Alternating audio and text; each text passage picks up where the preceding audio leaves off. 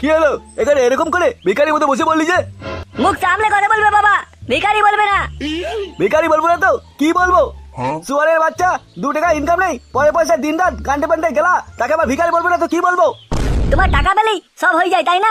ঠিক আছে, তোমাকে ওই টাকার মধ্যেই তোমাকে কবর দেবো। ওরে হারামজাদা, বর্তমানে সমাজটাকে দেখ, চারিদিকে মানুষের কাজের হাহাকার, মানুষ ঠিক মতো খেতে পারছে না, সর্বদাই দুশ্চিন্তায় ভুগছে। তাতে আমাদের বা সাধারণ মানুষের কি দোষ? ওই মন্ত্রীদের গিয়ে বলো না। ওরা তো ঘর বয়ে এসে এটা করে দেবো ওটা করে দেবো বলে বান্টু দুলাতে দুলাতে চলে যায়, তারপর যে জিতে যায় অমনি এসব কথা ভুলে গিয়ে এসি রুমে ঘোড়া চালাতে শুরু করে দেয়। হ্যাঁ, তা তুই মন্দ বলিসনি। সত্যি আস্তে আস্তে দিনটা যে কোথায় যাচ্ছে কে জানে। কেলে, এই কেলে। এই কে রে? আরে গলা শুনে বুঝতে পারছি না, আমার বন্ধুরা আমাকে ডাকতে এসছে। ও, আরে গলা শুনে বুঝে গেলি যে ওরা তোর বন্ধু?